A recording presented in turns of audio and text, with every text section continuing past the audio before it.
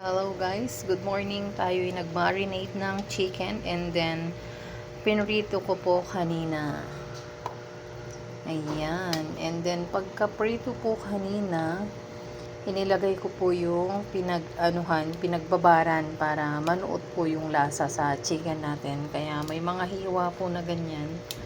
Kung mapansin ninyo, para pasok na pasok yung lasa sa laman po ng chicken natin.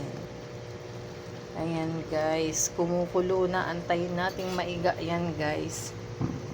Yung nagmamantika na lang siya. Ayan, ang gamit nating kawali ay non-sticky.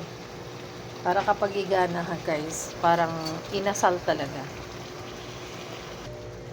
Ayan na guys, konti na lang, paiga na siya. Wait natin yung nagmamantika po siya. Para kuha natin ang chicken inasal na hindi natin ginamitan ng pag-iihaw sa baga. So, ayan na guys, ang chicken inasal natin. Ayan, malapit na pong maluto. Ayan, parang inihaw po talaga siya. Mantika na lang po yun. Wow, perfect para sa baon.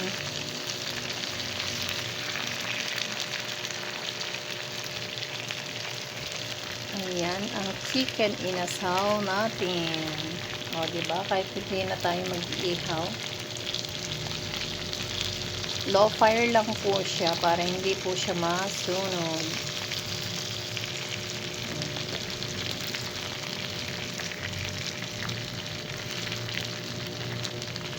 Parang inihaw na po talaga siya. Ayan. Ganyan yung texture niya guys. May itim-itim na po siya kasi para ang itsura ay parang inihaw. Thanks for watching guys. Bye bye.